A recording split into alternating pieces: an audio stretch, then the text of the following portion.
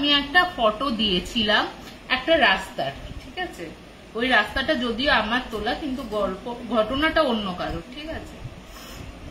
তো এই রাস্তাটা হচ্ছে তোমার এখানে তিজারা বলে একটা জায়গা আছে, তিজারা যাওয়ার রাস্তাটা এটা, মানে তিজারা ফোর্ট আছে, ওই ফোর্টের রাস্তার ওখানটা খুব সুন্দর রাস্তাটা। তো এখানে আমাকে যে গল্পটা বলেছে সে হচ্ছে আমারই অটো ড্রাইভার কাকু আর কি, কাকু না জেঠু, তো কাকুই বলি। তো ওই অটো কাকুর একটা মারাত্মক মানে একটা মারাত্মক বলতে পারো তোমার হয়েছিল হচ্ছে অভিজ্ঞতা, একটা মারাত্মক অভিজ্ঞতা, যেটা ওনার জীবনে, ওনার অনেক ক্ষেত্রে অনেক অভিজ্ঞতা হয়েছে, কিন্তু এটা একদম সশরীরে একদম মানে স্বচক্ষে দেখা একটা অবাক করা ঘটনা। তো আমি যেহেতু এরকম গল্প ভালোবাসি, তো আমি জেঠুকে কাকুকে বলেছিলাম, আচ্ছা কাকু তুমি তো এত জায়গা এত করো, তো তোমার কোনো অভিজ্ঞতা নেই এরকম, মানে ভূতের কোনো অভিজ্ঞতা? তো তখন ওই জেঠু অটো কাকু বলছে যে অবশ্যই আছে, তুই শুনবি? তা তুমি শুনবে? তখন আমি বললাম হ্যাঁ অবশ্যই, একটু যদি বলো। তো বলছে তখন এটা জাস্ট 2-2.5 বছরের আগের ঘটনা বলছি। 2-2.5 বছর আগের ঘটনাটা কি হয়েছে তোমার, এই যে অটো কাকু আছে, তো উনি না বেশিরভাগ চালান হচ্ছে আমাদের এখানে ধারুহেরা থেকে ভিওয়ারি বলে একটা জায়গা আছে, ভিওয়ারি ওইখানে অটো রুটটা।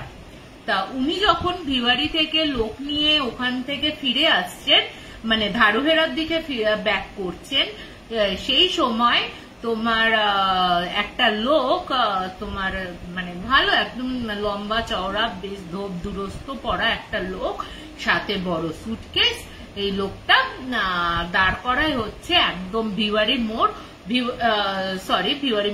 ভিওয়ারি আলোয়ার বাইপাস রোড বলি ওইটাকে আমরা, আলোয়ার বাইপাস রোডের ওখানে। যেহেতু আলোয়ার বাইপাস কেন বলা হচ্ছে, আলোয়ারটাকে বাইপাস করছে, প্লাস তোমার ওই জায়গাটা হচ্ছে রাজস্থান আর হরিয়ানার বর্ডার। তো ওই আলোয়ারের ওখানটা, আলোয়ার বাইপাসের ওইখানটা তোমার একটা লোক ধোপদুরস্ত বেশ লম্বা চওড়া, মানে বেশ ভালো ঘরের লোক আর কি, ওনাকে বলেন যে তখন রাত 8টা বাজে। আর আমাদের এখানে বলে রাখি তোমার এই রাত 8টার সময় যারা দিল্লি বাসিন্দা তারা তো জানি যে এখানে রাত 8টার সন্ধে কিরকম হয় আর কি, রাত 8টার সময় এই সময়টা। তো ওরকমই সন্ধে হয়ে গেছে, এরকম সময় রাত 8টা বাজে, সেই সময় ওই লোকটি তাকে দাঁড় করায়, মানে অটো কাকুকে দাঁড় করায়। আর বলে রাখি অটো কাকুটার নাম কিন্তু ইয়াদরাম। তো ইয়াদরাম কাকুকে যখন জিজ্ঞেস করে যে তিজারায় যাবে কিনা, তো শুনে তো খুব আনন্দ পায়, কারণ বেশ অনেকটা এবং বেশ ভালো চার্জ করে। তো যে চার্জটা করেছে সেই চার্জটা লোকটা দিতে রাজি হয়ে যায় এবং তাকে বলে সে যেন তার একটা বাড়ি, বলছে যে জায়গাটায় আছে সেটা তো আমি চিনি, কিন্তু আপনার বাড়ি অব্দি আপনাকে বলে দিতে হবে। তো তখন বলেছে ঠিক আছে আমি বাড়ির রাস্তাটা বলে দেবো। তো ওনারা যাচ্ছেন যেতে যেতে, তো একা যাচ্ছে সেহেতু উনি যখন সিগারেট ধরাতে যাচ্ছেন, মানে যিনি প্যাসেঞ্জার আর কি, তিনি তখন ইয়াদরাম কাকুকে তোমার দেয় হচ্ছে ওই একটা সিগারেট অফার করে। তো ইয়াদরাম কাকু একটা সিগারেট নিয়ে নেয়, তখনও খায়নি ইয়াদরাম কাকু তখনও খায়নি এবং রেখে দিয়েছে। এবার কথাবার্তা হচ্ছে যে ইয়াদরাম কাকু কোথায় থাকে, কি করে এই অটো ছাড়া আর কি করে, তো এইসব বিভিন্ন কথাবার্তা হচ্ছে। তখন ওই ইয়াদরাম কাকু যখন জিজ্ঞেস করে আপনি কি করেন, তখন উনি বলেছেন উনি আর্মি অফিসার এবং উনি বহুদিন বাদে বাড়িতে তোমার ছুটি পেয়েছে, বাড়িতে উনি যাচ্ছে। তো এবার যে বাড়িতে যাচ্ছেন বলেছে, তো উনিও খুশি হয়ে গেছে, বলছে ঠিক আছে আমি যত তাড়াতাড়ি সম্ভব, এবং পৌঁছে দেওয়ার চেষ্টা করছে। যে বলছে বহুকাল বাদে আমি, মানে বহুদিন বাদে, মানে বহু মাস বাদে আমি এখানে বাড়ি ফিরছি। তো উনিও জিজ্ঞেস করে বাড়িতে কে কে আছে, তো উনি বলেন উনি স্বামী স্ত্রী দুজনেই থাকেন। এরপরে যথারীতি প্রায় 9:30 পর যখন ওদের তিজারার, মানে 9:30 না তার বেশি বাজে, তো উনি তো আর ঘড়ি দেখেননি, ইয়াদরাম কাকু বলছে আমি তো আর ঘড়ি দেখিনি, বলতে পারবো না সময়টা কত, কিন্তু বেশ কিছুক্ষণ হয়ে গেছে আর কি। 10:30 11:15 সময় মোটামুটি ধরো ওই যে ইয়েটা বলেছে, যে ঠিকানাটা বলেছে সেই রাস্তায় গিয়ে পৌঁছায়। তো ইয়াদরাম কাকু বলছে এবার তো আমি ওনাকে জিজ্ঞেস করি এবার ওখান থেকে কোথায় যেতে হবে। তো উনি একটা রাস্তা দেখিয়ে দেন, এবং যে রাস্তাটা দেখান ওই রাস্তাটা হচ্ছে এইটা। তা তোমরা একটু খেয়াল করে দেখতে পারবে এই রাস্তাটার আশেপাশে কিন্তু কোনো খুব একটা বাড়ি ঘর দুয়ার নেই। এবার ইয়াদরাম কাকু তো যাচ্ছে যাচ্ছে কিছুটা দূরে, মানে বেশ কিছুটা চলার পর এই রাস্তাটার একদম এন্ড কিন্তু একটা মানে বাড়ি রয়েছে, এবং তারপরে ক্ষেত ক্ষেত রয়েছে, এবং এই রাস্তার দুধারে কিন্তু একদম ক্ষেত, এবং এই রাস্তাটার কাঁচা রাস্তাটা দিয়ে কিন্তু তিজারা ফোর্টেও যাওয়া যায়, শর্টকাট রাস্তা হিসেবে তিজারা ফোর্টেও যাওয়া যায় এই রাস্তাটা দিয়ে। তা এবার এই রাস্তাটায় বলছে যে যখন ঘর বাড়ি দেখছে না তখন বলছে এই রাস্তাটাই আপনার বাড়ি? বলছে হ্যাঁ একদম শেষ প্রান্তে আমার বাড়ি। তো উনি পৌঁছে দিয়েছেন ওনাকে। এবার ইয়াদরাম কাকু বলছে যে একে তো আলো ফালো কিচ্ছু নেই রাস্তায়, এবং ওই যে ইয়ে রয়েছে অটোর যে আলো রয়েছে ওইটুকু আলোতে না বাড়িটা দেখে কিরকম একটা মানে গাটা ছমছম করে উঠলো।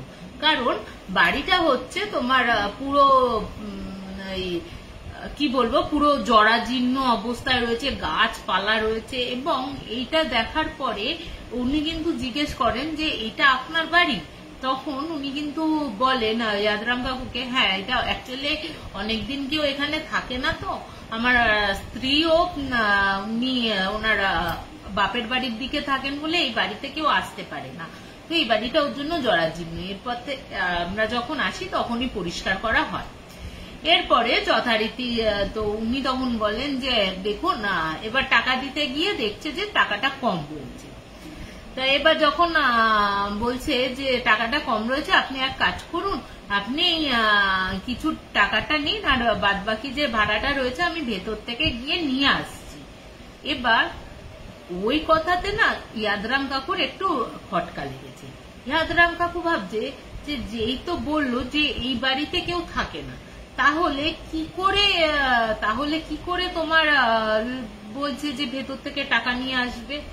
হ্যাঁ, এবার উনি তো দাঁড়িয়ে আছেন টাকা নেয়ার জন্য, দাঁড়িয়ে আছেন 5 মিনিট যায়, 7 মিনিট, 10 মিনিট, 15 মিনিট, এই করতে করতে করতে করতে তোমার যথারীতি প্রায় আধা ঘন্টা মতন দাঁড়িয়ে আছেন উনি।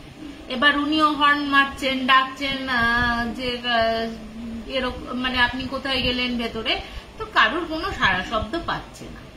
এবার উনি দাঁড়িয়ে আছে এরকম যখন মানে ডাকাডাকি করছে, তখন উনি দেখছেন যে পেছন দিক থেকে একটা লোক মানে রাস্তায় রয়েছে, রাস্তায় দাঁড়িয়ে যখন ডাকাডাকি করছে ওই গেটটার সামনে, উনি তখন দেখছেন যে দূর থেকে একটা লোক আসছে। এবার লোকটা আসার পর উনি দেখলেন হ্যাঁ একটা লোক, গ্রামেরই লোক কোনো। এবার তখন বলছে কি হয়েছে, তুমি এই বাড়ির সামনে চিৎকার চেঁচামেচি করছো কেন? তখন বলছে যে এই তো এই বাড়ির বাবুটা গেছে ভেতরে যাওয়ার পর কিন্তু এই বাবু আমাকে কিছু টাকা দিয়েছে আর বাদ বাকি কিছু কম করছে বলে এই বাড়িতে ভেতরে ঢুকেছে, কিন্তু আধা ঘন্টা হয়ে গেছে আমি কিন্তু এই রাস্তা মানে ওনাকে আর বাইরে আসতে দেখছি না বলে ওনাকে ডাকাডাকি করছি। এবার উনি না যথারীতি খুব অবাক হয়ে যান। ওই লোকটা অবাক হয়ে বলছে এই বাড়ির বাবু তোমাকে টাকা দিয়েছে? বলছে হ্যাঁ। বলছে কোথায় দেখাও তো দেখি। বলছে শুধু টাকা দেয়নি, আমাকে সিগারেটও দিয়েছে। এবার ওই যে টাকাটা উনি মানে দেখাতে যাবে তখন দেখছে টাকাটাও নেই, ওই যে সিগারেটটা দিয়েছে সেই সিগারেটটাও নেই। এবার তো বলছে যা কি হলো? তখন বলছে যে আমি তো এখানেই রেখেছিলাম, এতগুলো টাকা দিয়েছে, তো কোথায় গেল? তখন বলছেন যে আপনি একদম খুব ভুল সময়ে মানে ভুল মানুষকে এখানে নিয়ে এসছেন, এই বাড়িতে কেউ থাকে না। আর আজ থেকে কার্গিল দিবস, আজকে যেমন আমাদের কার্গিল দিবস, উনি কিন্তু ওই কার্গিলে গিয়ে যুদ্ধে প্রাণ হারান। এবং তাহলে কত বছর আগে আমাদের কার্গিল যুদ্ধটা হয়েছিল ভাবো, সেই কার্গিল যুদ্ধে উনি কিন্তু প্রাণ হারান। এবং এই ওনার মরদেহ যখন আসে এখানে গ্রামে, যখন মরদেহটা আসে সেই স্বামীর শোকটা নিতে না পেরে ওনার ওয়াইফও কিন্তু সুইসাইড করে তার দুদিনের মাথায়, এবং ওনাকে নিয়ে তার পাশেই একটা জায়গায় যান, মানে যখন বিশ্বাস করছে না এই কথাগুলো তখন উনি পাশেই একটা যান, এবং ওই গ্রামের লোকেরা না ওনার একটা মানে বড় মূর্তি করে নিচে ছবি দিয়ে, আসল ছবিটা দিয়ে উনি কিভাবে মানে কার্গিল যুদ্ধে মারা গেছে একটা শহীদ দিয়ে একটা ইয়ে করে দিয়েছেন ওনাকে, মানে একটা বেদি ফেদি করে ওই জায়গাটা। এবার যথারীতি এই শুনে তো ভয় লেগে গেছে ইয়াদরাম আঙ্কেলের। তখন বলছে আপনি এক কাজ করুন, আপনি চলে যান, আর উনি কিন্তু কোনো ক্ষতি করেন না, উনি মাঝে সাথেই দেখা যান এরকম, কিন্তু উনি কোনো ক্ষতি করেন না। তাই এই শুনে তো আর কোনো কথা নেই, বলছে ইয়াদরাম কাকু বলছে আমি আর কোনো কথাবার্তা শোনার অপেক্ষাতেই নেই, আমি যে যার মতন মানে দেদার বলতে পারো একদম ছুটিয়ে অটো ছুটিয়ে বাড়ি এইদিকে চলে এসেছি। এবার আমি যখন প্রায় রাত্রির বেলা, অনেকটা রাত হয়ে গেছে, অতক্ষণ অপেক্ষা করেছে এবং পিজারা থেকে এখানে আসতেও অনেকটা টাইম লেগেছে। এখানে এসে যখন আবার সেই আলোয়ার বাইপাস ছাড়া অন্য কোনো রাস্তা দিয়ে আসতে পারবে না, ওই আলোয়ার বাইপাস দিয়ে তোমাকে ধারুয়েরার দিকে আসতে হবে, মানে ওর বাড়ির দিকে। ধারুয়েরার দিকে যখন আলোয়ার বাইপাসটা ক্রস করে ওখানে না মানে একটা দোকান, মানে দোকান বলবো না, অনেকগুলো দোকান আছে, তার মধ্যে একটা মানে দোকান আছে, বালিশের দোকান আছে। ওই দোকানের সামনেই কিন্তু আবার ওই লোকটা ওরকম ভাবে হাত দেখাচ্ছে। ওই দেখে মানে ওই একই লোক, যে লোকটাকে বেশ 2-3 ঘন্টা আগে ছেড়ে দিয়ে এসছে, আবার ওই লোকটা ওই জায়গাতে দাঁড়িয়ে ওনাকেই আবার হাত দেখাচ্ছে। ও তো আর দাঁড়ায়নি এবং পেছন ঘুরে দেখছে আরো যারা অটো আসছে, খালি অটো আসছে, তাদের একটাকে দাঁড় করিয়ে দিয়েছে। দাঁড় করিয়ে দিতেই ইয়াদরাম বলছে আমার চেনাশোনা ছিল, আমি তখন আর কিছু করিনি, ওনাকে ক্রস করে কিছুটা জায়গায় দাঁড়িয়েছি, আর ওই জায়গাটা না অটো স্ট্যান্ডও রয়েছে, ওই জায়গাটা আলোয়ার বাইপাস থেকে আবার ধারুয়েরা যাওয়ার। তা এবার ওই জায়গাটায় ও তখন দাঁড় করিয়ে যখন দেখছে এরকম অটোতে উঠেছে, ও তখন ছুটে গিয়ে ওই অটোওয়ালাকে বলছে যে না এ যাবে না, এ কিছু করবে না, আপনাকে না এইমাত্র দিয়ে আসলাম। এই বলে ও যখন বলছে তুই শিগগিরই নাম, মানে এরকম ভাবে কথা বলছে, তুমি তো পেছনে বসে আছেন, উনি যখন দেখছেন যে ওকে বলছে তুই নাম গাড়ি থেকে, তোকে আমি সব বলছি, এই ভাড়া তুই নিবি না। বলছে কেন, কি হয়েছে, তুমি এরকম কেন করছো, অনেকগুলো ভাড়ার ব্যাপার আছে, তো তুমি কেন এরকম করছো। তখন বলছে তুই শিগগিরই নাম অটো থেকে। ওকে তো টেনে হিঁচড়ে না দিয়েছে, বলছে ভালো করে দেখ লোকটা আছে কিনা। তখন ওই লোকটাও তাকিয়ে দেখছে, পেছনে আর কোনো কেউ নেই। তা তুমি ভাবো একবার, যে লোকটাকে যে এত ছেড়েছে, তারপরে তুমি আবার সেই লোকটা এক অবস্থাতে এক জায়গায় দাঁড়িয়ে আবার ডাকছে। আমি বলছি বাবা তোমার তো হেভি অভিজ্ঞতা হয়েছে। বলে হ্যাঁ, আমি প্রথমে বুঝতেই পারিনি, একদম যেরকম মানুষ বসে পেছনে সেরকম রক্ত মাংসের গড়া, আমাকে টাকাও দিল, এবং বলে না যে কথায় আছে যে ভূতেরা আগুনে ভয় পায়, উনি নিজেই সিগারেট খাচ্ছেন, নিজেই লাইটার দিয়ে জ্বালালেন, সেগুলো সব দেখতে পেয়েছে, যে পেছনের যে আয়নাটা রয়েছে, সামনের যে আয়নাটা সেটা দিয়ে দেখতে পেয়েছেন, এবং লাইটার জ্বালালেও তো একটা টক টক করে আওয়াজ হবে, ওই লাইটার দিয়ে আওয়াজ হয়েছে, উনিও শুনতে পেয়েছেন। মানে তোমরা ভাবো একবার সে অভিজ্ঞতাটা কিরকম হয়, যে লোকটাকে আমি দিয়ে এসছি সেই লোকটাই আবার আমাকে দাঁড় করানোর চেষ্টা করেছিল, কিন্তু অন্য একজনকে দাঁড় করিয়েছে। যদি সে না দাঁড়াতো বা যদি ইয়াদরাম আঙ্কেল ওকে না বের করতো, হয়তো সেও এইভাবেই করতো। তা কেমন লাগছে বলো। হয়তো উনি হতে পারে কার্গিলে শহীদ হয়েছিলেন, দেশের জন্য প্রাণ দিয়েছিলেন আমাদের, কিন্তু যতই হোক মানুষ তো, হয়তো তার অল্প বয়স ছিল, তার আশা আকাঙ্ক্ষা অনেক কিছু ছিল, তার হয়তো আত্মাটাও মুক্তি পায়নি এই কারণে। তো মাঝে সাঝেই নাকি ওই লোকটাও বলেছিল মাঝে সাঝে নাকি উনি নাকি দেখা দেন, কিন্তু ওই তোমার ওই মাঝে তোমার গ্রামের লোকদেরও দেখা দেয়, এবং অটোওয়ালারা প্রায় দিনই নাকি, ওই লোকটাও বলে প্রায় দিনই নাকি ওই অটোওয়ালা কোনো না কোনো অটোওয়ালাকে পাকড়ে ওর বাড়ির সামনে চলে আসে। তো কেমন লাগলো এই ঘটনাটা আমাকে জানিও। তো কে আছে দেখি। গীতাদি কেমন আছো? হাই ইন্দ্রাণীদি কেমন আছো? ঈশানীদি কেমন আছো? আর নন্দিতাকে আর কি বলবো, বৌদিকে আমার একটু আগে তোর সাথে কথা হয়েছে। তা যদি শুনে থাকিস কেমন লাগছে বলিস আমাকে, কেমন লাগছে বলো এই ঘটনাটা। এই সেকেন্ড ঘটনাটা চলে যায়। সেকেন্ড ঘটনাটা হচ্ছে তোমার, ও আচ্ছা আজকে বলে দিয়ে নন্দি, তুই আমাকে ফোন করে জানাবি কেমন লাগছে, ঠিকঠাক হয়েছে কিনা। তো যাই হোক, আজকে আপনি চলে যাই সেকেন্ড ঘটনায়। সেকেন্ড ঘটনাটা তোমাকে বলেছিলাম যে, আর একটা আগের দিন বলেছিলাম একটা আদিবাসীর ঘটনা, আর একটা আজকে আদিবাসী তন্ত্রের ঘটনা। তো এই ঘটনাটা তোমার আর একজন আমাকে শেয়ার করেছে। সেই দাদাটার নাম হচ্ছে ঈশান। তো ঈশানদার তো বাইক রাইডার করে, বাইকার শুনি। তো ওই ঈশানদা তখন প্রথম রয়্যাল এনফিল্ড বাইক কিনেছেন উনি। ওনার কেনার পর তো কতগুলো ওদের ফেসবুকে গ্রুপ থাকে না, বাইকার্সদের বিভিন্ন দেখবে গ্রুপ থাকে। তো ওই বাইকারদের গ্রুপে তোমার উনি একটা প্ল্যান করেন যে যারা যারা যেতে ইচ্ছুক, এরকম একটা ঝাড়খণ্ডে ছোটখাটো প্ল্যান করতে, মানে প্ল্যান করছি, যারা যেতে ইচ্ছুক আমার এই নাম্বারে যোগাযোগ করো। তো যথারীতি একজন দুজন করে মোটামুটি 6-7 জন মতন তোমার মানে যোগাযোগ করে ওর সাথে। তা যথারীতি একটা টাইম ঠিক হয় যে এখানে যাবে। তার মধ্যে একজন যে ছেলেটি আছে, তার ধরে নিলাম সেই ছেলেটির নাম বিকাশ। তো ওই বিকাশের মাসির বাড়ি হচ্ছে তোমার ঝাড়খণ্ডের পরেশনাথ পাহাড়ের ওখানে। পরেশনাথের যে মন্দিরটা আছে সেই মন্দিরের ওখানে ওদের মাসির বাড়ি। তা ওদের বললো যে তাহলে একটা কাজ করা যায়, আমরা প্রথমে রাঁচি, নেতারহাট, বেতলা এইসব ঘুরে তখন ওই ঝাড়খণ্ডের দিকে প্রবেশটা করব। এবার যথারীতি তোমার এরকম বর্ষাকাল, বর্ষার তো আলাদাই সৌন্দর্য ঝাড়খণ্ডের হয়। তা ওরা বাইক নিয়ে প্রথমে রাঁচি, নেতারহাট, বেতলা ফেতলা এই জায়গাগুলো ঘুরে ওরা ওর মাসির বাড়িতে আসে। এবার বলে রাখি, মাসির বাড়িটা হচ্ছে একদম পাহাড়ের গায়ে, এবং পাহাড়ের গায়ে বেশ খানিকটা উঁচুতে। রাস্তা থেকে হাই রোডটা দেখা যাচ্ছে, সেই ছোট ছোট গাড়ি দেখা যাচ্ছে।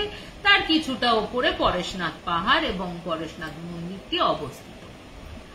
তা এবং তার পাশ দিয়ে তোমার একটা ঝোড়া মতন, মানে ওই তোমার জোড়া বলতে কি জলপ্রপাত না, আবার ঠিক তোমার নালা টাইপেরও না, উপর থেকে পড়ছে এরকম একটা রয়েছে। তা এরকম ঝোড়ার ওখানে তো বলছে ওই ঝোড়াটা নাকি পাথর দিয়ে আসে, তো বেশ স্পিডেই জলটা আসে ওখানে। এবার বিকাশের যারা মাসির ছেলেরা রয়েছে, মাসির ছেলে মেয়ে, এরা সবাই ঠিক করে একদিন তোমার পিকনিক ওই নদীর ধারে, ওই মানে ওই জলাশয়ের ধারে বা ঝর্ণার ধারে বলো, যাই হোক না বলো, বা নালার দিকে বলো, বা ঝর্ণায় বলি না কেন, ঝর্ণার দিকে। তোমার ঝর্ণার ওপরে বেশ বড় চাট্টান মতন আছে, পাথর রয়েছে, ওর ওপর বসে ওরা পিকনিক করবে। হ্যাঁ, এবার বলে রাখি ওই গ্রুপে 7-8 জনের মধ্যে বিকাশ আর যে ছিল ওরা বাদ দিয়ে মোটামুটি একজন বিহারি ছিলেন, 2 জন পাঞ্জাবি ছিলেন, এরকম করে 7-8 জন লোক হয়ে গেছে। তা এবার ওরা একদিন ঠিক করে যে যথারীতি খাবার দাবার জোগাড় যন্ত্র করে ওখানে বসে রান্না বান্না হবে, ওখানে বসে একটা ছোটখাটো ক্যাম্পিং মতন হবে ওই ঝোড়াটার পাশে। এবার যথারীতি ওরা নির্দিষ্ট টাইমে তো যায় ওই ঝোড়াটার পাশে। এবার ঝোড়াটার পাশে ওরা রীতিমতো সেই দেশি চিকেন ফিকেন রান্না করছে, নিজেরা কাটাকুটি করছে, সামনে ঝিঝির করে জল বয়ে যাচ্ছে, খুব সুন্দর জায়গা, এবং গান চলছে, নিজেদের মতো নাচানাচি করছে, কেউ খাবার বানাচ্ছে, এরকম চলছে। এবার ওরা যখন ওরা গ্রুপে তখন ওই ভাই বোন সব মিলিয়ে 10-11 জন মতন ছিল, 11 জন মতন ছিল।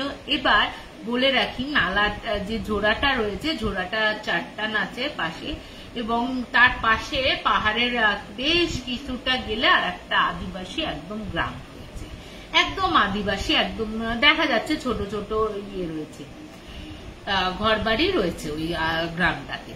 তা এবার ওরা ঠিক করে যে দুপুরবেলা খাওয়া দাওয়ার পর ওই গ্রামটাতে ওরা ঘুরতে যাবে, এবং বিকাশের যে ভাই রয়েছে, ভাই দাদারা, তারা ঠিক করলো তারাই নিয়ে যাবে। এরপর যখন রান্না বান্না হচ্ছে, যখন দেশি চিকেনটা রান্না করা হচ্ছে, তখন ওরা খেয়াল করে একটু মানে আদিবাসীরা একটু মানে তোমার কালো হয় তো, ওনারা কিন্তু ওই দুটো বাচ্চা ওদের একটু ডিস্টেন্সে একটা গাছের তলায় দাঁড়িয়ে ওদের রান্না করা, ওদের মজ মস্তি এইসব দেখছে। এবার যখন এরকম দেখছে, মানে বুঝতেই পারছে যে তারা তো খুবই নিডি, খুব একটা খেতে পায় না এত ইয়েতে।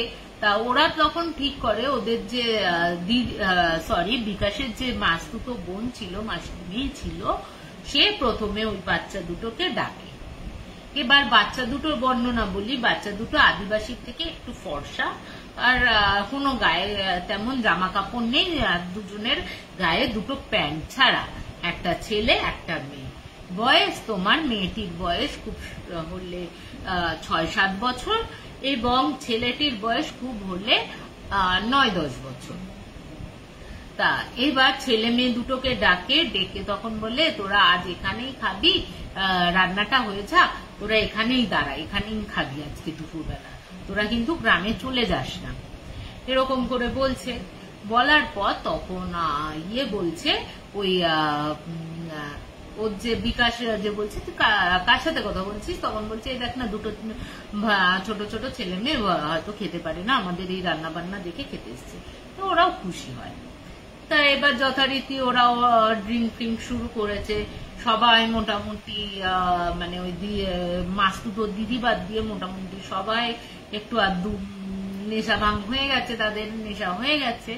এরপরে হঠাৎ করে বললাম যে দুজন পাঞ্জাবি ছিল, ওই দুজন পাঞ্জাবির মধ্যে একজন পাঞ্জাবি কি করে, তোমার ওই বাচ্চা দুটোকে না, দুজনকে দুটো 200 টাকার নোট দেয়, বলে যা। তো তার আগে বলে রাখি, ভুলে গেলাম তার আগে বলতে, যেটা হচ্ছে ওদের যে জলখাবার ছিল, লুচি ছিল, আলুর দম ছিল। এবার ওরা যা ওদেরও খেতে বসিয়েছে এবং সবাইকে দিয়েছে 4টে করে লুচি। বলছে ওইটুকু বাচ্চা যে মানে ওই দিদিটা বলছে আর কি, ওই দিদিটার চোখের সামনে যেহেতু ঘটা, ওই দিদিটাও বলছে যে মানে দেখছি যে চোখের সামনে ওইটুকু দুটো বাচ্চা 4টে লুচি খেতেই বড়দের একটু সময় লাগে। জাস্ট মানে বিকাশকে দিয়ে আর একটাকে দিতে যাবে, তখন দেখছে ওদের খাওয়া শেষ, আবার চেয়েছে, আবার দিয়েছে। এবার যথারীতি ওদের তো লিমিটেড একটা লুচি ওরা করেছিল, নিয়ে এসেছিল দোকান থেকে লুচি আলুর দম, তো ওদের কাছে আর ছিল না বলে ওদের কাছে তোমার বিস্কিটের প্যাকেট, বাদামের প্যাকেট, চানাচুরের প্যাকেট এইসব ছিল, ওদের দেয়। ওদের দিতে ওরা তখন বলছে, ওই দিদিটা বলছে যে আমি ওদের হাতে দুটো করে জিনিস দিয়ে, 4টে জিনিস দিয়ে, হ্যাঁ, আমি পেছনে ঘুরে রান্না মানে জাস্ট নামিয়েছি, আবার দেখছি আমার জামাই ধরে টান, তা পেছন ঘুরে দেখছি ওই দুটো জিনিসও 1 নিমিষে খাওয়া হয়ে গেছে। এরপর না বলছে, দেখ তোরা এত তাড়াতাড়ি খাচ্ছিস, আমার কিন্তু আর কিছু নেই, এখন রান্না হলে তবে খাবি, যা একটু দূরে গিয়ে তোরা ওই ছায়ায় গিয়ে বস। এবার ওরা ওই কথা শুনে চলে যায়, কিন্তু কোনো উত্তর দেয় না। এতক্ষণ ধরে শুধু দেখছিল, কোনো উত্তর কিন্তু ওই বাচ্চাগুলো কিচ্ছু দেয়নি। এরপরে যথারীতি ওই যে বললাম দুজন পাঞ্জাবি ছিল, তাদের ওই নেশা ভাঙ করার পর হঠাৎ করে হয়তো মনে দারিদ্র প্রীতি জেগে উঠেছে বা গরিবদের প্রতি ভালোবাসা জেগে উঠেছে, তখন ওরা কি করে, দুজনকে 200 টাকা 400 টাকা হাতে দেয়। বলছে ওই টাকাটা নিল, ওরা নেয়ার সাথে সাথে না কুচি করে দিল ওই 200 টাকার নোট। কুচি করে দেওয়ার পর না, ওই মাটি যে গাছটার তলায় রয়েছে, ওই গাছটার তলায় খুঁড়তে শুরু করলো হাত দিয়ে খুঁড়তে বেশ কিছুটা গর্ত হলো, ওই গর্তের মধ্যে টাকাগুলো ফেলে দেয়। হ্যাঁ, এই দেখে তো পাঞ্জাবি ওই ছেলেটি খুব রেগে গেছে যে বলছে যে তোরা খেতে দিস, তোরা খেতে পাস না, তোদের আমি টাকা দিলাম তোরা যাতে কিনে খেতে পারিস, আর তোরা কি করলি, এই 400 টাকা তোরা ছিঁড়ে ফেলে দিলি। এই বলে না মানে সে কেন ছিড়লি, সে মানে বলে না ড্রিঙ্ক করলে মানুষের মাথা ঠিক থাকে না, ও তখন ওরকম বাচ্চা দুটোকে ঝাঁকিয়ে বলছে, হ্যাঁ এক থাপ্পড় মারবো, এইটুকু পাকা মেয়ে, তোর যদি নাই লাগতো তুই আমাকে ফেরত দিয়ে দিতিস, কেন ছিঁড়ে ফেললি, এরকম কুটি কুটি করে ওকে না খুব ধমকেছে হিন্দিতে ওই পাঞ্জাবি ছেলেটা। এরপরে সবাই ওরা তো তখন না মুখ কালো করে চোখের জল ফেলছে, মাটিতে বসে ফেলছে। তখন ওই বিকাশের যে দিদি রয়েছে, মাস্তুতো দিদি, সে ওদের কাছে গিয়ে বললে, দেখ বাবা কাঁদিস না, ও যা করেছে ভুল তো হয়েছে, কিন্তু তোদেরও ভুল, তোদের যদি টাকা নেওয়ার না ইচ্ছা থাকতো তাহলে তোরা টাকাটা না নিতিস, তোরা ফেরত দিয়ে দিস, কেন বেকার তোরা করতে গেলেন, মানে নিতে গেলি এরকম ভাবে। কেউ জানিস তো টাকা লক্ষ্মী ঠাকুরকে কেউ ছিঁড়ে ফেলে, যাক তোরা আর কাঁদিস না। এই বলে না চোখের জল ফল মুছিয়ে দিয়ে এবার তো যথারীতি রান্না বান্না হয়ে গেছে, ওদেরও খেতে দিয়েছে। তখন ওরও ওই পাঞ্জাবি ছেলেটারও একটু মাথাটা ঠান্ডা হয়েছে, তখন ওরকে গিয়ে বলছে, যা বাবা তোদের বকাঝকাটা আমার ভুল হয়েছে, ঠিক আছে, যা যা করেছিস ভালো করেছিস। এই বলে যথারীতি ওকে তো খেতে দেয়, বলছে যে আমরা দিচ্ছি ওকে, তখনও আবার দেখাচ্ছে মানে আরু দাও ভাত। এবার যথারীতি তো আমাদের মতন করে বানিয়েছে, ওরা দুজন আসবে, তাদের মতন যতটা বাচ্চারা খেতে পারে সেরকম এক্সট্রা বানানো হয়েছে, আর তো কেউ নেই। এবার তখন বলছে, দেখ বাবা এত তো ভাত বানায়নি, তোরা যেটুকু পাবি, যে আমরা যেটুকু পারবো আমাদের 7 দিনের মধ্যে সেইটুকু আমরা তোদের খেতে দিচ্ছি। এই করে সবাই তো খাওয়া হয়ে যায়। এবার খাওয়া হয়ে যাওয়ার পরপরই মানে দেখলো যে ওদের মানে 2 মিনিটের মধ্যে সমস্ত মাংস ভাত সমস্ত কিছু, অত ভাত মাংস খাওয়া হয়ে গেল, ওরা উঠে চলে গেল। এবার ওরা তো গল্প গুজব করছে, ওদের ইচ্ছা আছে সন্ধ্যেবেলা একটু ওই কাঠফাট জ্বালিয়ে মাংস পোড়া ফোড়া এসব খাবে, মানে বারবিকিউ চিকেন ফিকেন করবে, বা শাল পাতায়, ঝাড়খন্ডিরা না একটা শাল পাতায় মোড়া চিকেন মানে ভাজা চিকেন করে, শাল পাতা পুড়িয়ে একটা শাল পাতা পোড়া চিকেন এরকম টাইপের কিছু বলে, ওরকম ওরা বানাবে বলে ঠিক করলো। তা তখনও কিন্তু সন্ধে হয়নি, বুঝলে তো, তখনও সন্ধে হয়নি।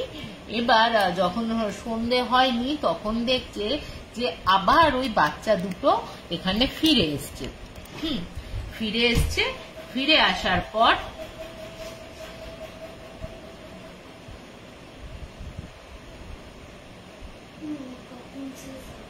দেরি আছে। এবার ফিরে আসার পর তোমার ওরা তখন দেখছে কি ওদের হাতের মধ্যে এইটুকু একটা মানে লাঠি টাইপের, মানে লাঠি বলবো না, ওই ছোট গাছের ডাল যেরকম হয় ওরকম আছে। এবার ওইটা এনে ওই পাঞ্জাবি যে ছেলেটা প্রথমে ওই 200 টাকা দিয়েছিল ওই ছেলেটির হাতে দেয়। এবার ওই ছেলেটি তো ভাবছে ঠিক আছে বাবা, মানে বলছে যে হয়তো ওকে খাওয়ানো দাওয়ানো হয়েছে বা 200 টাকা দিয়েছে, ওদের হয়তো মনে গিল্টি ফিল হয়েছে, সেই কারণে হয়তো আমাদের এইটা হিসেবে, তো বাচ্চা মানুষ কোথায় টাকাটা পাবে, সেই কারণে আমাকে বোধহয় এটা দিচ্ছে। এবার তোমার বলছে যে ওই যে বিকাশের দিদি বলছে, বিকাশের দিদি বলছে যে লাঠিটা না মানে ওইটুকু কাঠিটা বড় অদ্ভুত, কাঠিটার একটা দিক মানে তোমার হাঙরের মুখের মতন, হাঙরের যেরকম মুখটা হয় ওরকম, আর অন্য দিকটা ঠিক সাপের মতন, বড় অদ্ভুত। এরপরে ওইটা নিয়ে তো বলে এটা দেয় ওর হাতে, এবং দিয়ে যথারীতি ওরা তো ওদের মতন চলে যায় বাচ্চাদের। এরপর ওরা তো ফিরে আসার পর তখন ওরা ঠিক যখন ফিরে আসার পর তখন ওরা তো বিকাশের ঘরে বিকাশরা মামার বাড়িতে মাসির বাড়িতে আসে, আবার সন্ধ্যেটা হই হুল্লোড় করে কাটে। এবার যখন ওরা ঘরে বসে রয়েছে, ওরা ভাই মানে সব ভাই বোন ওই বন্ধুগুলো মিলে, শুধু ওই মানে দিদিটা নেই, মানে 10 জন মিলে বসে রয়েছে। হঠাৎ করে ওই লাঠিটার দিকে তাকিয়ে বলছে, ওই পাঞ্জাবি ছেলেটি বলছে, এটা আমার এত ভালো লেগেছে, এটা আমি কোনোদিন কাজ ছাড়াই আমি করব না, এটা আমি কোনোভাবেই কাজছাড়া করবো না, এটা আমি সর্বদা হাতের মধ্যে রেখে দেবো, এরকম ভাবে রেখে দেবো। এরপরে যথারীতি এবার ওই পাঞ্জাবি ছেলেটি এই কথা বলার পর বলে, দাঁড়া আমি একটু স্মোক করে আসছি। এবার ছাদে গিয়েছে, ছাদে গিয়ে এবার বলে রাখি ওদের বাড়িটা, ওর মাসির বাড়ি থেকে আরেকটু দূরে আরেকটা বাড়ি আছে। ওই বাড়িটায় ওই একটা বয়স্ক ভদ্রমহিলা ছিল, যে ভদ্রমহিলা একটু কিছু ওই গুণিন টাইপের ছিল আর কি, গ্রামের লোকেদের সাহায্য করতো বা গুনে ফুনে দেওয়া বা কাউকে কিছু ধরলে সেইগুলো ছাড়ানো এরকম করতো। হঠাৎ করে সেই মহিলা, ও যখন সিগারেট খাচ্ছে, সেই মহিলা ওদের ওই মাসির বাড়ি থেকে আসে, মাসির বাড়িতে এসে সে চিৎকার চেঁচামেচি করে ওকে ডাকে নিচে, ওকে ডেকে বলে যে তোমার হাতে কি আছে। এবার ও তো তখন চমকে যায়, কারণ ওই ভদ্রমহিলার যে বয়স্ক ভদ্রমহিলার, তার কিন্তু জানার কথা ছিল না যে ওর কি আছে হাতের মধ্যে। তখন ওকে বলছে যে কি আছে তোর হাতের মধ্যে, দেখা শিগগিরি কি বের করেছিস, তোর কি আছে হাতে। তখন ও বলছে না আমার হাতে তো কিছু নেই। এবার যখন বলছে না তোর কাছে এমন কিছু আছে যে জিনিসটা তোকে কিন্তু একদম শেষ করে দেবে, তুই দেখা। ওকে কিন্তু তুই তুকারি করতে শুরু করে দেয় ওই ভদ্রমহিলা, বয়স্ক ভদ্রমহিলা। তো উনি তো দেখায় যে হাতের মধ্যেই ছিল, হাত খুলে দেখায় যে এটা। ও যখন দেখেছে, উনি যখন দেখেছেন ওই ভদ্রমহিলা চিৎকার করে ওর মাসিদের বলছে এই এক্ষুনি এই ছেলেটিকে যেন প্রকারেণ বাড়ি থেকে তাড়িয়ে দাও, গ্রাম থেকেই তাড়াও। এর হাতে যেটা রয়েছে সেটা ওখানকার কোন উপদেবীর একটা তোমার লাঠি, যে লাঠিটা থাকলে তার জীবন তো শেষ হবেই, এবং এই লাঠির সংস্পর্শে যারা আসবে, ধারে কাছে যারা আসবে, তারাও প্রত্যেকে এফেক্টেড হবে। হ্যাঁ, এই কথা শুনে ও তখন বলছে দেখ একটা কাটি রে। এবার দেখো সবাই তো সবকিছু বিশ্বাস করে না এই গ্রামের জিনিসগুলো। এবার উনি তো যথারীতি বলছে এই কাঠি তুমি ইমিডিয়েট তোমাদের কিছু একটা ব্যবস্থা করতে হবে, এই কাঠি রাখা যাবে না তোমাদের কাছে, মারাত্মক ক্ষতি হয়ে যাবে এটা তুমি বুঝতে পারছো না। সব জিনিস একবারে হেসে উড়িয়ে দেওয়ার জিনিস নয় এটা তোমার, তুমি কিন্তু খুব ভুল করবে এটা কাছে রাখলে। এবার সবাই যখন ভয় পেয়ে যায়, এবার সত্যি যখন দেখে যে এরকম, এবার ওর মাসি চেনে, তোমার ওর যে মাসি ওই লাঠিটাও দেখেছে, ওর মাসিও চিনতে পেরেছে, নিশো যারা বাড়ির লোকজন আছে তারা চিনতে পেরেছে, এবং তারা কিন্তু বলে যে না সত্যি লাঠিটা খুব খারাপ, এটা ধরো না বাবা, মাটিতে ফেলে রাখো, তারপর আমরা দেখছি। তো গ্রামেরই উনি বলেন যে এটা আমার দ্বারা তো কাজ হবে না। তো উনি ওই গ্রামেরই একটা তোমার ওনার থেকে আরো ভালো জানা তান্ত্রিক বলো বা গুণিন বলো বা যাই হোক না কেন, ওরকম টাইপের ওনাকে ডাকে। উনি যথারীতি এই আদিবাসী তন্ত্র উনি জানতেন, এবং কিভাবে ছাড়াতে হয় সেরকম প্রক্রিয়া করে উনি কিন্তু ওই হাটটাকে মাটি খুঁড়তে বলেন, এবং মাটিটা 10x10 10x10 একটা হয়, বেশ বড়, বুঝতে পারছো তো। এবার ওই 10x10 মধ্যে উনি কি করেন, উনি একটা কালো কুচকুচে মোরগ জোগাড় করতে বলেছিলেন, যেটাতে কোনো একটা টুকরো সাদা বা অন্য কালার থাকবে না, ওই কালো কুচকুচে মোরগ, তার সাথে সাদা রাজহাঁসের পালক আর একটা কিসের একটা আনতে বলেছিল, এবং ওই জিনিসটা পাচ্ছিল না বলে উনি বলেছিলেন উনি সাথে করে নিয়ে আসবেন। সে পুজো আশ্রা করে রাতভর তো ওই পুজো আশ্রা করা হলো, এবং ওই জায়গাটায় বেশ কিছুটা জঙ্গলের মধ্যে ওই হাটটাকে পুঁতে দেওয়া। এবার এত সুন্দর হাটটাকে পুঁতে দেওয়ার জন্য না, তোমার যথারীতি ওই ছেলেটির যে পাঞ্জাবি ছেলেটি আছে, সেই পাঞ্জাবি ছেলেটির মনে খুব দুঃখ হয় যে এত সুন্দর ছোট্ট জিনিসটা একটা বাচ্চা আমাকে দিয়েছে, এরা এইসব বলছে। যেখানে পোতা হয় সেখানটা কিন্তু গিয়েছে, ওখানে কাজ হয়েছে, কোথায় পুঁতেছে সব দেখেছে। তা যখন রাত হয়েছে, যখন সবাই ঘুমিয়ে রয়েছে, ও তখন কি করেছে, আর দেখবে যে পাহাড়ের বাড়িগুলো খুব একটা উঁচু উঁচু হয় না, নিচু নিচুই হয়। ছাদ টপকে গাছের ডাল বেয়ে নিচে নেবে, ওই জায়গা থেকে খুঁড়ে আবার সেই লাঠিটা নিজের কাছে নিয়ে আসে এবং লুকিয়ে রাখে। এরপরে ওদের তো যথারীতি আর একটা জায়গায় যাওয়ার কথা ছিল, ওখান থেকে যেতে গিয়ে ওরা মানে 8 জন মতন তো ছিল, 8 জন ছিল, ওরা অনেকটা পিছিয়ে যায় এবং বিহারি ছিলেন আর তার সাথে যে পাঞ্জাবিটা ছিলেন তারা দুজন একটু পেছনে সরে যায়, মানে একটু পেছনে পড়ে যায়। এবার প্রত্যেকের কাছে কিন্তু তোমার এক একটা ওই ইয়ে ছিল, মানে ওই যে ওয়াকি টকি ছিল। তা কিছুটা যখন এগিয়ে গেছে, ওয়াকি টকি তো তখন জিজ্ঞেস করছে তোরা কোথায়, তোরা কতক্ষণ লাগবে, তোরা কত দূর আছিস। ওরা কিন্তু দাঁড়িয়ে রয়েছে একটা জায়গায় চা খেতে গিয়ে। তখন ওই ওয়াকি টকিতে একটা ঘ্যার ঘ্যার ঘ্যার ঘ্যার আওয়াজ হচ্ছে, মানে কোনো কথাই বোঝা যাচ্ছে না। এরপর যথারীতি ফোন করে, পাঞ্জাবিটাকে ফোন করে, ফোনটা ধরে না। তো দ্বিতীয়বার তোমার বিহারিটিকে ফোন করে, বিহারিটিও ধরে না। তৃতীয়বার আবার ফোন করা হয়, এরকম অল্টারনেটিভ করে ফোন করা হচ্ছে, কিন্তু কেউ কারোর ফোন ধরছে না। হঠাৎ করে বিহারিটা প্রায় কাঁপতে কাঁপা কাঁপা গলায় ফোন করে বলছে যে তোরা শিগগিরই পেছনে ব্যাক কর, ব্যাক করে আয়, একটা মর্মান্তিক ঘটনা ঘটে গেছে। সেই ওরা তখন জিজ্ঞেস করছে কি হয়েছে, তুই এরকম করছিস কেন? তখন বলছে ওই পাঞ্জাবি ছেলেটির মারাত্মক রকমের অ্যাক্সিডেন্ট হয়েছে এবং ও কিন্তু ওখানেই স্পট ডেড। এবার ওরা তো অবাক হয়ে যায় যে কি করে এরকম হলো। এবার ওরা তো যথারীতি বাইক ভাগিয়ে আবার পেছনের দিকে যায়, পেছনের দিকে গিয়ে তখন ওরা দেখে যে এই অবস্থা, যে ও সত্যি একটা ট্রাক ওকে মেরে দিয়ে চলে গেছে।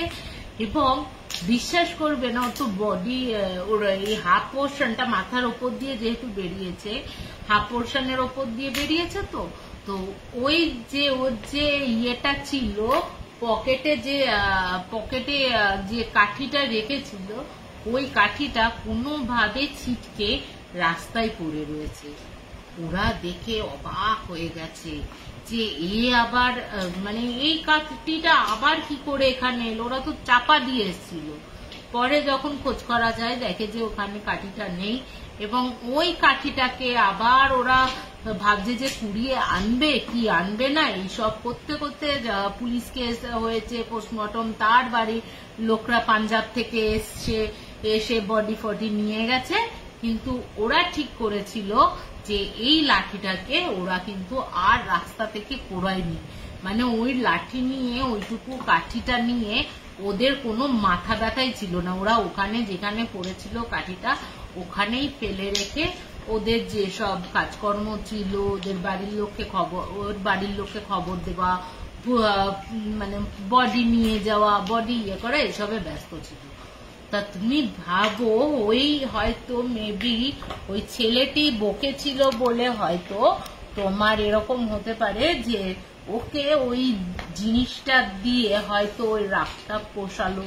তারা কেন ইয়ে করছে না, পরবর্তী ক্ষেত্রে কেন কথা বলেনি, তারা কে ছিল, পরবর্তী ক্ষেত্রে যখন ওরা গিয়ে জিজ্ঞেস করে, ওই আদিবাসী গ্রামে যায়, তারা কোনো দুটো বাচ্চাকে ওরা খোঁজ করে, কিন্তু সেই বাচ্চা দুটো যে কোথায় গেল, কি হলো, আজও কিন্তু তাদের খোঁজ পাওয়া গেল না। এবং তারাও বলেছিল যে না, এরকম বাচ্চা কিন্তু ওই গ্রামেই নেই, ওরা যে গ্রামটা থেকে এসেছিল ওই গ্রামেই নেই। তো কেমন লাগলো আজকের এই ঘটনাটা আমাকে জানিও। 10টা বাজে। হাই বিষাদি, কেমন আছো? তাপসীদি কেমন আছো? বলে না যে সব তন্ত্রই সাংঘাতিক, কিন্তু আদিবাসী তন্ত্র হয়তো একটু বেশি তোমার মানে কি বলবো, মানে একটু বেশি হয়তো জোরালো হতে পারে। তো তোমাদের আর একটা এরকম আদিবাসী তন্ত্র নিয়ে ঝাপড়ি মাসান বলে আর একটা আদিবাসী গল্প বলেছিলাম, আমার ছেলেরই আন্টির ফ্যামিলির, মনে আছে? কোন এক সময় শুনো, এটাও ভাল লাগবে তোমার। আদিবাসী তন্ত্র কিন্তু বেশ সাংঘাতিক তন্ত্র। তো কেমন লাগলো আমাকে জানিও। আজকে আমি এখানেই শেষ করছি। সকলে ভালো থেকো। আবার তোমাদের সাথে শনিবার দিন দেখা হচ্ছে ঠিক রাত 9টায়। গুড নাইট, শুভরাত্রি, টাটা।